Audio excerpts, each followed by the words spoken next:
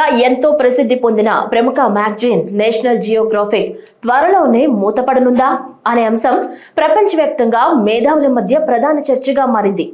ఎంతో ప్రతిష్టాత్మకంగా నిర్వహించబడిన పత్రిక ఇలా మూసివేతకు దారి తీయడం మీడియా రంగాన్ని కుదిపేస్తుందని సీనియర్ జర్నలిస్టులు వ్యాఖ్యానిస్తున్నారు. మరి ఈ అంశంపై దీక్ష మీడియా స్పెషల్ స్టోరీ. నేను Shanti. Welcome to Deeksha media.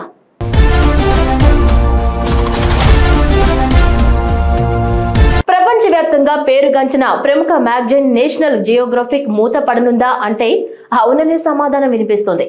తాజా పరిస్థితుల దృష్ట్యా పసుపు బోర్డర్ కవర్ త్వరలో న్యూస్ స్టాండ్లలో కనిపించకుండా పోతుందని తెలుస్తోంది.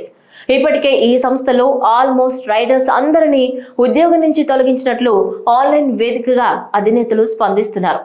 అవును, నేషనల్ జియోగ్రాఫిక్ మ్యాగజైన్ సంస్థలో చివరి స్టాఫ్ రైటర్లను తాజాగా ఉద్యోగం నుంచి తొలగించారు.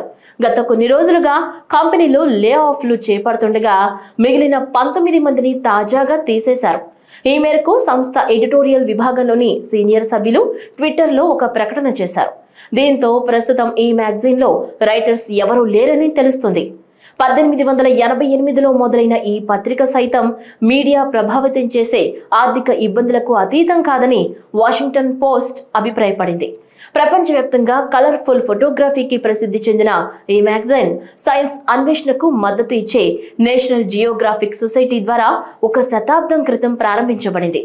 అయితే ఈ నేషనల్ జియోగ్రాఫిక్ మ్యాగజైన్ హక్కులను 20వ శతాబ్దంలో సెంచరీ ఫాక్స్ కు విక్రయించగా 2019లో వాల్ట్ డిస్నీ కార్పొరేషన్ కొనుగోలు చేయడానికి ముందుకొచ్చింది. అయితే కొంతకాలంగా ఉద్యోగులను వరుసగా తొలగించడంతో ఇక ఈ మ్యాగజైన్ ప్రచురితం కాదని తెలుస్తుంది.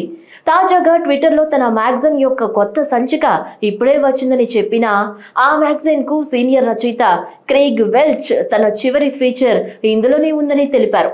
ఇకపై ఈ మ్యాగజైన్ లో రచయిత అనే బిరుదుతో ఎవరూ లేరని, కరెక్షన్స్ చేసే వ్యక్తులు మాత్రమే ఉన్నారని పేర్కొన్నారు. దీంతో నేషనల్ జియోగ్రాఫిక్ మ్యాగజైన్ మూత పడక తప్పదా అనే సందేహాలు మరింత బలపడుతున్నాయి. ఈ వీడియో కనుక మీకు నచ్చినట్లయితే సబ్స్క్రైబ్ చేయండి, లైక్ చేయండి, షేర్ చేయండి. మరిన్ని అప్డేట్స్ కోసం బెల్ ఐకాన్ ని క్లిక్ చేయండి.